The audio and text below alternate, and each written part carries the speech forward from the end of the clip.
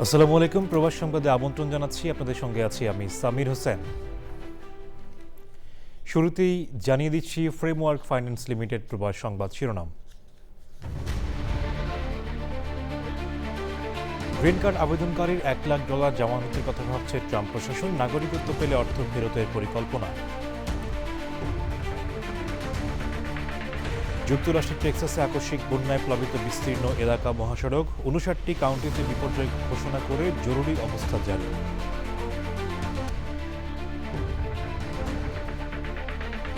বিশ্বকাপের ফাইনাল নিশ্চিতে উচ্ছ্বসিত যুক্তরাষ্ট্রবাসী আর্জেন্টিনার সমর্থকরা। নিউ জার্সিতে আনন্দ উল্লাস। প্রবাসীদের পাসপোর্ট ইস্যুতে সুখবর দিল সৌদি আরবের বাংলাদেশ দূতাবাস। পাসপোর্ট ও কনসুলার সেবা সমস্যার সমাধান আগামী মাসে। এবং ইতালি পাঠানোর নামে লিবিয়ায় মাদারীপুরের 50 তরুণকে বিক্রি। নির্যাতনের ভিডিও পাঠিয়ে লাখ টাকা মুক্তিপণ দাবি।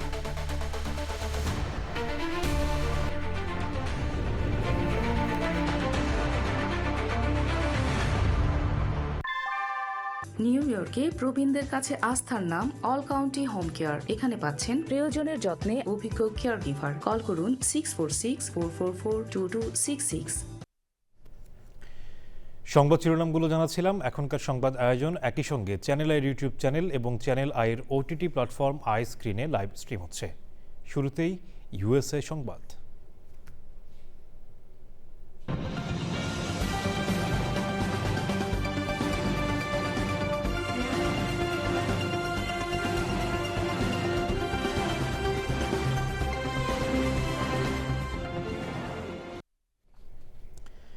যুক্তরাষ্ট্রে গ্রিন কার্ডের জন্য আবেদন করলে আবেদনকারীর কাছ থেকে অগ্রিম $1,00,000 জামানত নেওয়ার কথা বিবেচনা করছে ট্রাম্প প্রশাসন। এই সিদ্ধান্ত চূড়ান্ত হলে তা নিম্ন আয়ের অভিবাসন প্রত্যাশীদের জন্য কঠিন পরিস্থিতি সৃষ্টি করবে বলে মনে করছেন বিশ্লেষকরা। সুলতান আহিমুর রিপোর্ট। স্বল্প আয়ের অভিবাসন প্রত্যাশীদের নিরুৎসাহিত করার মতো বড় পরিকল্পনার অংশ হিসেবে মার্কিন পররাষ্ট্র দপ্তরের নতুন পর্যালোচনা। যুক্তরাষ্ট্রের গ্রিন কার্ড পেতে হলে আবেদনকারীদের কাছ থেকে অগ্রিম $1,00,000 পর্যন্ত জামানত গ্রহণের বিষয়টি বিবেচনা করছে ট্রাম্প প্রশাসন। প্রস্তাবিত নীতিটি সীমিত সংখ্যক দেশের জন্য পরীক্ষামূলকভাবে চালুর কথা ভাবা হচ্ছে। তবে আবেদনকারী যুক্তরাষ্ট্রের নাগরিকত্ব অর্জন করলে জামানতের অর্থ ফেরত পাবেন, আর নাগরিকত্ব পেতে সময় লাগতে পারে কয়েক বছর। বিশ্লেষকদের ধারণা, উন্নত জীবনের আশায় যুক্তরাষ্ট্রে যেতে আগ্রহী অনেকের পক্ষে এই অর্থ জোগাড় করা কঠিন হতে পারে। যুক্তরাষ্ট্রে যেতে আগ্রহী নিম্ন আয়ের দেশের নাগরিকদের উপর এই প্রস্তাবনা নেতিবাচক প্রভাব ফেলবে। ট্রাম্প প্রশাসন চায় যুক্তরাষ্ট্রে অভিবাসন প্রত্যাশীদের আর্থিকভাবে স্বনির্ভর হতে হবে। $1,00,000 এই বন্ড বা জামানত আর্থিক নিরাপত্তা ব্যবস্থা হিসেবে কাজ করবে। Sultana Himu, channel I. Canada জুড়ে জ্বলতে থাকা শতাধিক দাবানলের ধোঁয়া যুক্তরাষ্ট্রের উত্তর পূর্বাঞ্চলে ছড়িয়ে পড়ায় নিউ ইয়র্ক সিটি সহ পুরো নিউ ইয়র্ক অঙ্গরাজ্য এবং নিউ জার্সির কিছু অংশে এয়ার কোয়ালিটি অ্যাডভাইজরি জারি করা হয়েছে। কর্তৃপক্ষ জানিয়েছে, দাবানলের ধোঁয়ার কারণে ট্রাই স্টেট অঞ্চলের বিভিন্ন এলাকায় আকাশ ধোঁয়াটে দেখা যাবে এবং বাতাসে ক্ষতিকর সূক্ষ্ম কণার মাত্রা বেড়ে যেতে পারে। স্বাস্থ্য বিশেষজ্ঞরা সতর্ক করে বলেছেন, এই ধোঁয়া শ্বাসকষ্ট, কাশি, মাথা ঘোরা, অবসাদসহ হৃদরোগ, ফুসফুসের রোগ এবং অন্যান্য দীর্ঘমেয়াদী স্বাস্থ্য সমস্যাকে আরও জটিল করে তুলতে পারে।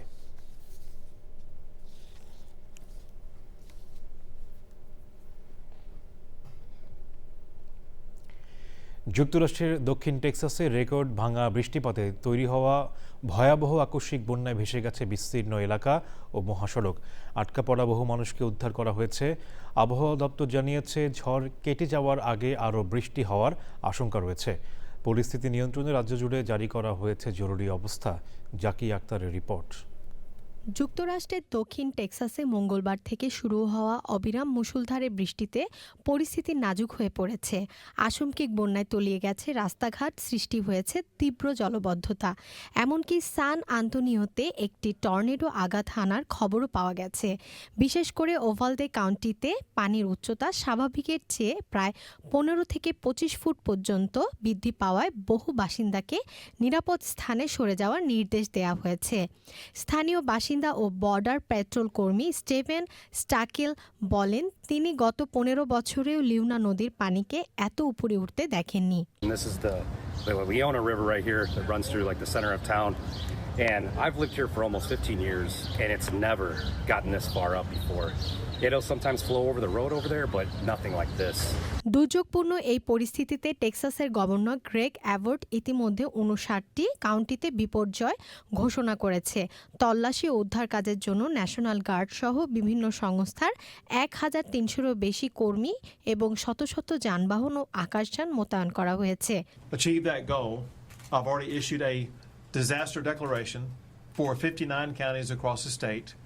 We can also add more counties to that declaration as needed.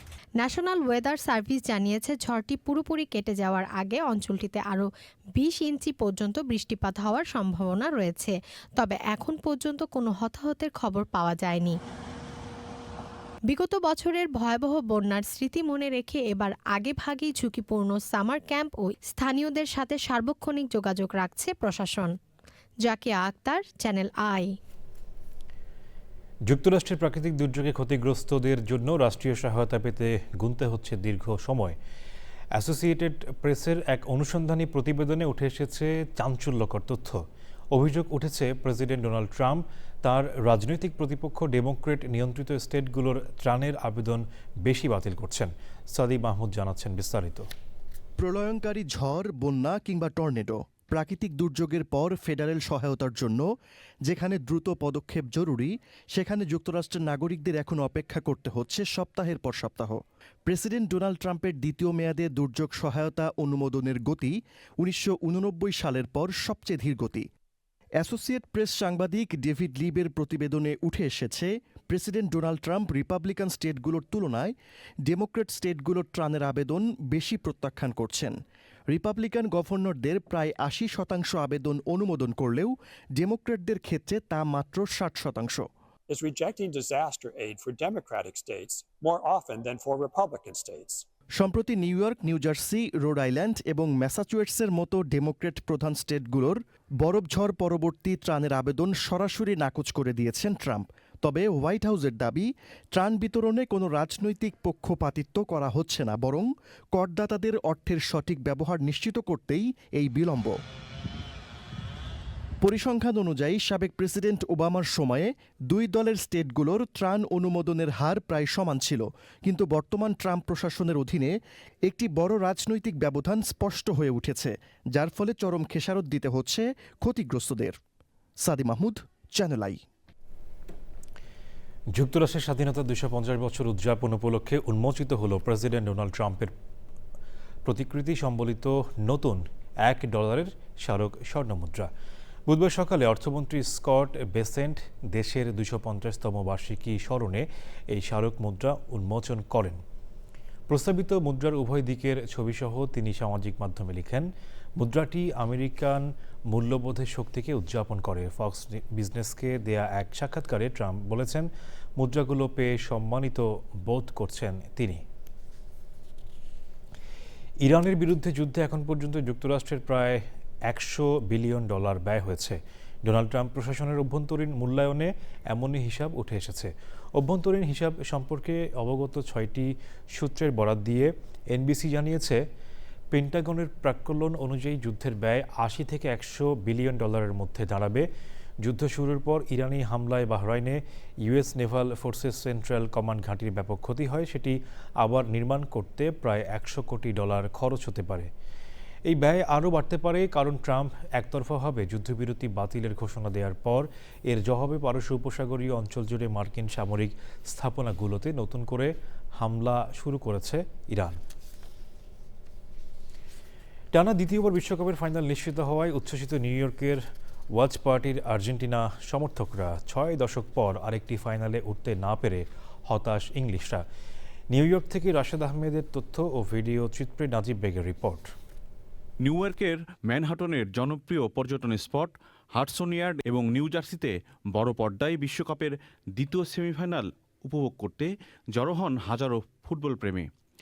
দারুণ উত্তেজনাপূর্ণ ম্যাচের 55 মিনিটে আসে 6 দশকের হতাশা কাটিয়ে একটি ফাইনালের হাতছানি দিতে। তবে এবারের বিশ্বকাপে যেন পিছিয়ে পড়েই নিজেদের সেরা ফুটবল খেলছে বর্তমান champion Argentina.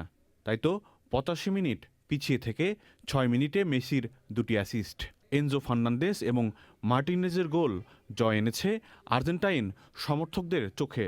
England's going to completely destroy Argentina. Everybody knows that. So thank you for all people from Bangladesh for support Argentina. Thank you. I love you guys. This game is gonna be a great game. You know, it's gonna be tough. New York, new জার্সির wash party ছাড়াও আটলান্টায় মাঠে বসে বিশ্ব চ্যাম্পিয়নদের নাটকীয় জয় উপভোগ করেছেন বাংলাদেশি সহ আর্জেন্টিনার সমর্থকরা। Bangladesh, Argentina, and Messi supporters.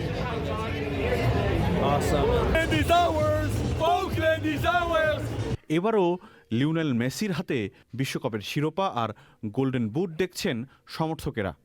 Najib Bek, Channel i. New ইয়র্কের রাইকার্স আইল্যান্ড কারাগারে বন্দীদের সঙ্গে আর্জেন্টিনা ইংল্যান্ড বিশ্বকাপ সেমিফাইনাল ম্যাচ উপভোগ করেছেন মেয়র জোহরান মামদানি। ভালো আচরণের পুরস্কার হিসেবে 100 জনের বেশি বন্দী বড় পর্দায় ম্যাচটি দেখার সুযোগ পান। পাশাপাশি বন্দীদের জন্য বিশেষ খাবারেরও ব্যবস্থা করা হয়। সেখানে বন্দীদের সঙ্গে খেলা উপভোগ করেন মামদানি। কারা কর্তৃপক্ষ জানায়, সহিংসতা ও অব্যবস্থাপনার জন্য দীর্ঘদিন ধরে সমালোচিত রাইকার্স আইল্যান্ডে বন্দীদের ইতিবাচক আচরণে উৎসাহ দিতেই এই উদ্যোগ।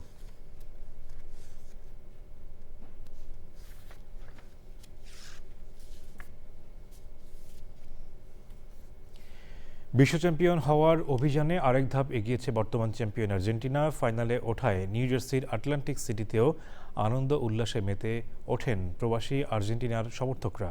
সুব্রত চৌধুরী জানাচ্ছেন বিস্তারিত। আবারও অবিশ্বাস্য প্রত্যাবর্তন আর্জেন্টিনার। 84 মিনিট পর্যন্ত পিছিয়ে থাকার পর জোড়া গোল করল আর্জেন্টিনা। পুরো ম্যাচ জুড়েই আর্জেন্টিনার খেলোয়াড়দের আত্মবিশ্বাসী ও আক্রমণাত্মক ফুটবল মুগ্ধ করেছে বিশ্বব্যাপী আর্জেন্টিনার সমর্থকদের। আর্জেন্টিনা জিতাতে আমরা খুবই খুশি। হাজারো শব্দ, কোটি হৃদয়ের একটাই প্রার্থনা, ফাইনালে আর্জেন্টিনা। প্রিয় দলের নান্দনিক ফুটবলের সাথে সমর্থকদের বাড়তি পাওনা ছিল তারকা ফুটবলার লিওনেল মেসির ম্যান অব দ্য ম্যাচ নির্বাচিত হওয়া। I am so happy to see that Messi and Argentina won. Match শেষে সমর্থকরা আশা প্রকাশ করেন আর্জেন্টিনার এই জয়যাত্রা ফাইনাল ম্যাচও অব্যাহত থাকবে। আর্জেন্টিনা আজকে জয়লাভ করাতে তাদের সমর্থকরা বেজায় খুশি। তারা এখন আশায় দিন গুনছেন ফাইনালে স্পেনকে পরাজিত করে আর্জেন্টিনা পরপর দ্বিতীয়বারের মতো চ্যাম্পিয়ন হবে। Subrata Chowdhury, channel I, Atlantic city, new jersey, America. নিরাপদ ও সহিংসতা মুক্ত আটলান্টিক সিটি গড়ে তোলার লক্ষ্যে সিটি কাউন্সিল সহসভাপতি কলিম শাহবাজের উদ্যোগে community walk for a safer Atlantic City অনুষ্ঠিত হয়েছে। অল ওয়ার্স মেমোরিয়াল বিল্ডিং থেকে শুরু হওয়া এই পদযাত্রায় শহরের বাসিন্দা, তরুণ তরুণী, বিভিন্ন ধর্মীয় প্রতিষ্ঠানের প্রতিনিধি, বিভিন্ন সংগঠন, আইনশৃঙ্খলা বাহিনীর সদস্য এবং কমিউনিটি নেতারা অংশ নেন। অনুষ্ঠানে বিশেষ অতিথি ছিলেন নিউ জার্সির অ্যাটর্নি জেনারেল জেন ড্যাভেনপোর্ট। এছাড়াও অংশ নেন আটলান্টিক সিটির মেয়র মার্টি স্মল সিনিয়র এবং স্থানীয় বিভিন্ন কমিউনিটি ও আইনশৃঙ্খলা সংস্থার প্রতিনিধিরা।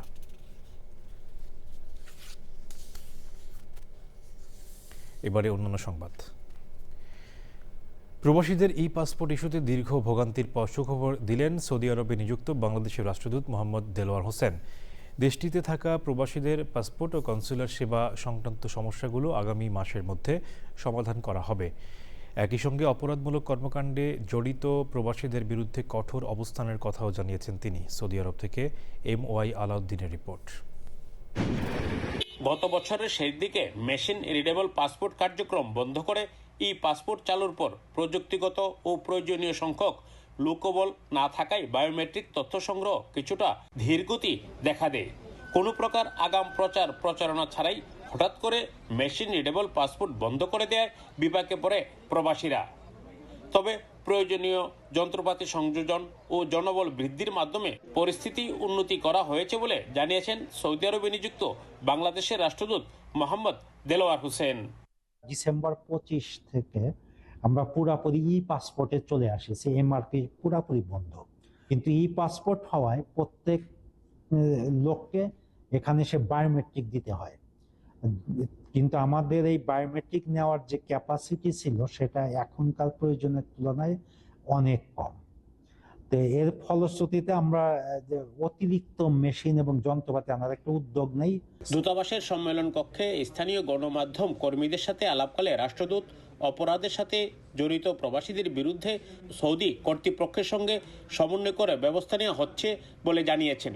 কোনো অপরাধী যাতে পার পেয়ে না যেতে পারে সেজন্য প্রবাসীদের স্থানীয় প্রশাসনে জরুরি সেবা নম্বর 911 এ যোগাযোগ করে প্রয়োজনীয় তথ্য দেওয়ার আহ্বান জানান রাষ্ট্রদূত।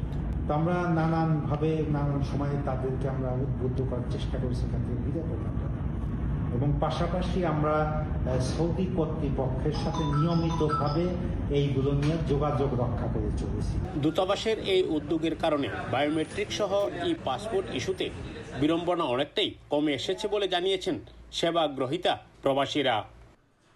এটা আমাদের জন্য অনেক ভালো হয়েছে। এখন দেখা গেছে যে আজকে আবেদন করছি 15 থেকে 20 দিনের ভিতরে ফিঙ্গারের তারিখটা চলে আসছে। এর সেবা প্রত্যাশী প্রবাসীরা কিন্তু এখন আসতেছে সব এম্বাসি কনসুলেটে, তারা কিন্তু স্বাচ্ছন্দ্যে তাদের ফিঙ্গারপ্রিন্ট দিয়ে এবং সঠিক সময়ে অল্প সময়ের মধ্যে পাসপোর্ট ডেলিভারি পাচ্ছে বলে তারা জানিয়েছেন। রাষ্ট্র এবং সরকার চাইলে প্রবাসীদের যে সমস্যাগুলো সমাধান করতে পারে তারই কিন্তু বড় এবং উৎকৃষ্ট প্রমাণ বলে মনে করছেন সংশ্লিষ্টরা। সৌদি আরবের জেদ্দা থেকে এমওয়াই আলাউদ্দিন, চ্যানেল আই।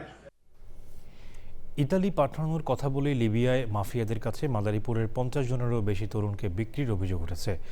বিক্রির পর নির্যাতনের ভিডিও স্বজনদের কাছে পাঠিয়ে আদায় করা হয় লাখ লাখ টাকা মুক্তিপণ। নিখোঁজ যুবকদের দ্রুত উদ্ধার ও জড়িতদের শাস্তির দাবি জানিয়েছেন স্বজন ও এলাকাবাসী। প্রশাসন বলেছে অভিযোগ তদন্ত করে জড়িতদের দ্রুত আইনের আওতায় আনা হবে। মাদারীপুর প্রতিনিধি রাহাত হোসাইনের রিপোর্ট। ভাগ্য বদলের আশায় ইতালি যাওয়ার স্বপ্ন দেখছিলেন মাদারীপুর সদর উপজেলার ঝাউদি ইউনিয়নের পূর্ব টুবিয়া গ্রামের রাহাত তালুকদার। 2025 সালের মার্চে 22 লাখ টাকা দিয়ে স্থানীয় দালাল মজিবর শেখ, শামচু চকিদার ও মাহাবুল মুন্সির মাধ্যমে মূল দালাল সুমনের কাছে যান তিনি।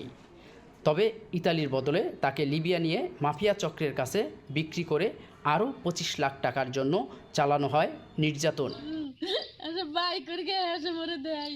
নির্যাতনের ভিডিও পাঠানো হয় পরিবারের কাছে। এরপর থেকে রাহাতের আর কোনো খোঁজ নেই। একই গ্রামের মোস্তফা হাওলাদারকেও প্রায় 9 মাস আগে ইতালির কথা বলে লিবিয়া নিয়ে নির্যাতন করা হয়। পরিবারের দাবি তাকে জীবিত ফিরে পেতে দালাল চক্রকে ইতিমধ্যে 50 লাখ টাকা দেওয়া হয়েছে। একইভাবে আরাফাত কাজীর পরিবারও দালাল চক্রের হাতে 53 লাখ টাকা দিয়েছে। কাউকে ফিরে পাওয়া যায়নি। মাননীয় প্রধানমন্ত্রীর কাছে আমাদের আকুল আবেদন, এই দালাল চক্রের উপযুক্ত ব্যবস্থা চাই, এই মাফিয়া চক্রের উপযুক্ত বিচার চাই। মাথা পর্যন্ত এমনি মুখ বান্ধা বাবা ঠিক ফুটা দে তার না বাবা কেমন কইরা বান্দা। স্থানীয়দের অভিযোগ, মাদারীপুরের ঝাউদি ইউনিয়নের 50 জনেরও বেশি যুবক লিবিয়ায় মাফিয়া চক্রের হাতে জিম্মি। দালালের বিচার চাই। আমার স্বাস্থ্য ভাইরে লিবিয়া দিয়ে ইতালি পাঠানোর জন্য পাঠাইছে, সুমন দালালের নিচ্ছে 22 লাখ টাকা দিয়েছে। এখন মাফিয়ার কাছে কোথায় রাখছে বলতে পারি না। তারে 15 দিনের কথা বইলা 22 লক্ষ টাকা কন্ট্যাক্ট করে নিছে, বলছে 15 দিনে পার করে দিবি। তার মধ্যে এখন 9 মাস হয়ে গেছে, কোনো খবর নাই। গেম দিছে, ধরা খাইছে, যুদ্ধে গেছিল ভোট প্রায়, সে পুলিশ আছে ধরা খাইছে। প্রশাসন জানিয়েছে অভিযোগ তদন্ত করা হচ্ছে। জড়িতদের দ্রুত আইনের আওতায় এনে প্রয়োজনীয় ব্যবস্থা নেওয়া হবে। আপনাদের কোনো সুনির্দিষ্ট অভিযোগ কিংবা সুনির্দিষ্ট কোনো তথ্য প্রমাণ থাকলে আমরা সাথে সাথে সেটার আইনগত ব্যবস্থা নিচ্ছি। এছাড়া আমাদের সার্বিকভাবে যে আমরা সবসময় মানুষদেরকে মাদারীপুর জেলার এবং মাদারীপুর সদর উপজেলার যারা অভিবাসী আছেন, যারা বাসিন্দা আছেন, তাদেরকে সবসময় আমরা কাউন্সিলিং করি। বিদেশে উন্নত জীবনের স্বপ্ন দেখিয়ে মানব পাচারের এই চক্র ভেঙে দোষীদের দৃষ্টান্তমূলক শাস্তির দাবি জানিয়েছেন এলাকাবাসী। মাদারীপুর থেকে রাহাত হোসাইন, চ্যানেল আই। দিল্লির যন্তর মন্তরে 18 দিন ধরে অনশনরত ভারতের জলবায়ু কর্মী সোনম ওয়াংচুকের পাশে দাঁড়িয়েছে ককরোচ জনতা পার্টি সিজেপি। সারা দেশে 16 জুলাই একদিনের গণ অনশন কর্মসূচিতে দেশের ছাত্র সমাজকে সামিল হতে আহ্বান জানিয়েছে সিজেপি। সুলতান আহিমুর রিপোর্ট।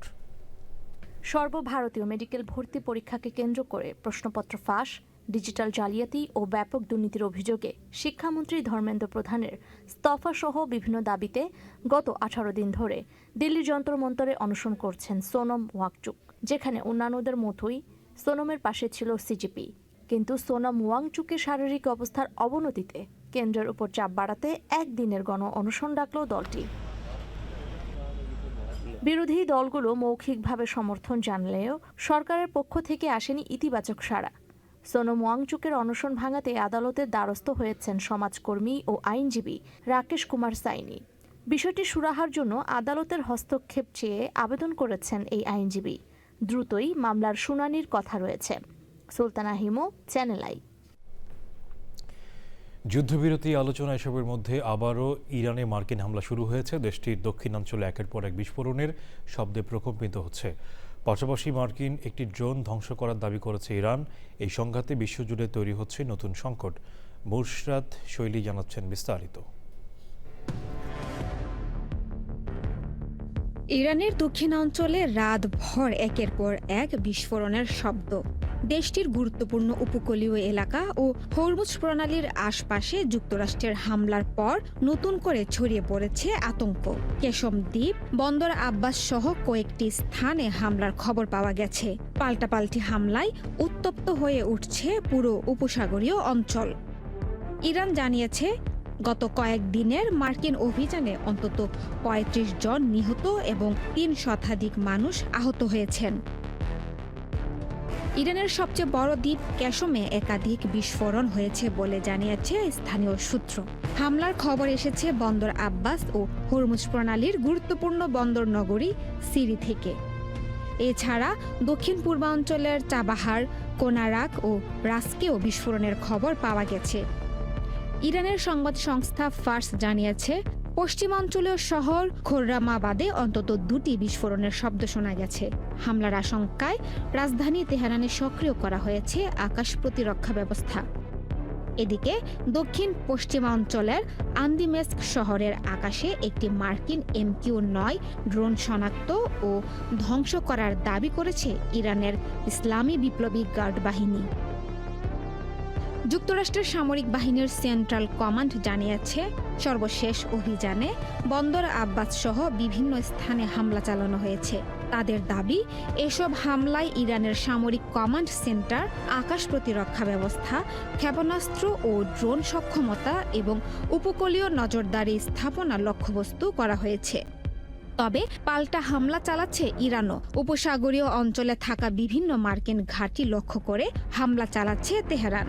এর মধ্যে বৃহস্পতিবার বাহরাইন ও কুয়েতে বিমান হামলার সতর্কতামূলক সাইরেন বাজানো হয়েছে। যুক্তরাষ্ট্র ও ইসরায়েলের শুরু করা এই সংঘাত পুরো উপসাগরীয় অঞ্চলে নতুন সংকট তৈরি করেছে। বিশেষ করে বিশ্বের অন্যতম গুরুত্বপূর্ণ জ্বালানি পরিবহন পথ হরমুজ প্রণালীতে উত্তেজনা বাড়ায় বিশ্ববাজারে তেলের দামেও প্রভাব পড়েছে। নতুন করে যুদ্ধ শুরু হওয়ার বিষয়টি 10 জুলাই মার্কিন কংগ্রেসকে জানিয়েছেন প্রেসিডেন্ট ডোনাল্ড ট্রাম্প। যুক্তরাষ্ট্রের সংবিধান অনুযায়ী কংগ্রেসের অনুমতি ছাড়াই ট্রাম্প প্রশাসন 60 দিন পর্যন্ত সামরিক অভিযান চালিয়ে যেতে পারে। মুসরাত শৈলী, চ্যানেল আই। ফ্রান্সে স্বেচ্ছামৃত্যু বিষয়ে আইন হতে যাচ্ছে। স্বেচ্ছামৃত্যু নিয়ে দীর্ঘ কয়েক বছরের বিতর্কের অবসান ঘটিয়ে ফ্রান্সের নিম্নকক্ষ বা ন্যাশনাল অ্যাসেম্বলি এই সংক্রান্ত বিলের চূড়ান্ত অনুমোদন দিয়েছে। বার্তা সংস্থা এপি জানিয়েছে, বিলের পক্ষে 291 জন এবং বিপক্ষে 241 জন আইন প্রণেতা ভোট দেন। পর্যালোচনার জন্য বিলের কয়েকটি ধারা সাংবিধানিক পরিষদে পাঠানো হবে। পরিষদের অনুমোদন পেলেই এটি আইনে পরিণত হবে। এই আইনের ফলে দুরারোগ্য ব্যাধিতে আক্রান্ত প্রাপ্তবয়স্ক ব্যক্তিরা নিজেদের জীবনাবসানের জন্য প্রাণঘাতী ওষুধ গ্রহণের আইনি অধিকার পাবেন। 3 বছরেরও বেশি সময় আগে এই আইন করা হবে বলে ঘোষণা দিয়েছিলেন ফরাসি প্রেসিডেন্ট ইমানুয়েল ম্যাক্রো। কুয়েতে প্রথমবারের মতো চালু হওয়া 15 বছরের গোল্ডেন রেসিডেন্সি পেয়েছেন ভারতীয় নাগরিক লুলু গ্রুপ ইন্টারন্যাশনালের চেয়ারম্যান MA ইউসুফ আলী। কুয়েতের উপপ্রধানমন্ত্রী ও স্বরাষ্ট্রমন্ত্রী শেখ ফাহাদ ইউসুফ সৌদ আল সাবা আনুষ্ঠানিকভাবে MA ইউসুফ আলীর হাতে এই গোল্ডেন রেসিডেন্সি তুলে দেন। স্বরাষ্ট্র মন্ত্রণালয় জানিয়েছে, 15 বছরের এই দীর্ঘমেয়াদী আবাসন কর্মসূচির লক্ষ্য বিদেশি বিনিয়োগ আকর্ষণ, দক্ষ উদ্যোক্তাদের উৎসাহিত করা এবং কুয়েতকে আঞ্চলিক অর্থনৈতিক কেন্দ্র হিসেবে আরও শক্তিশালী করা। স্কটল্যান্ডের রাজধানী এডিনবরায় আন্তর্জাতিক বাউল ও লোকসংস্কৃতি উৎসব হয়েছে। স্কটিশ বাউল সংস্থার আহ্বায়ক শাহ ইমদাদুল হক বাবুর তত্ত্বাবধানে অনুষ্ঠান সঞ্চালনা করেন আলাউদ্দিন আলো। সে সময় ছিলেন প্রখ্যাত লোকসঙ্গীত শিল্পী শফি মণ্ডল, সর্দার হীরক রাজা, জাহিদুল কবির লিটন, জোহরা জেমি এবং ডলি মণ্ডল। তারা কালজয়ী সব লোকগান গেয়ে দর্শকদের মুগ্ধ করেন। স্থানীয় বাংলা ব্যান্ড ফোক পাগলার শিল্পীরাও অনুষ্ঠানে সঙ্গীত পরিবেশন করেন।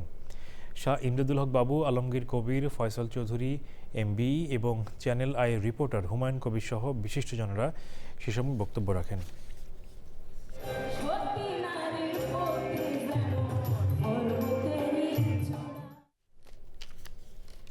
শেষ করার আগে ফ্রেমওয়ার্ক ফাইন্যান্স লিমিটেড প্রবাস সংবাদ শিরোনাম জানাচ্ছি আরও একবার।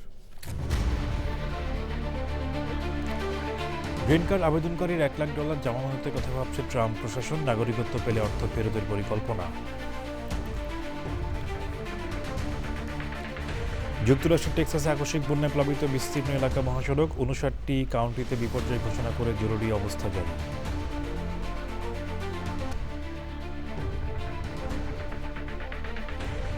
বিশ্বকাপের ফাইনাল নিশ্চিতে উচ্ছ্বসিত যুক্তরাষ্ট্র প্রবাসী আর্জেন্টিনার সমর্থকরা, নিউ ইয়র্ক, নিউ জার্সিতে আনন্দ উল্লাস।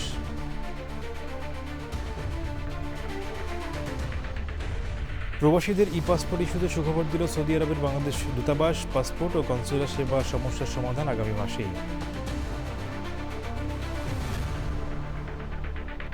এবং ইতালি পাঠানোর নামে লিবিয়ায় মাদারীপুরের 50 তরুণকে বিক্রি, নির্যাতনের ভিডিও পাঠিয়ে লাখ টাকা মুক্তিপণ দাবি।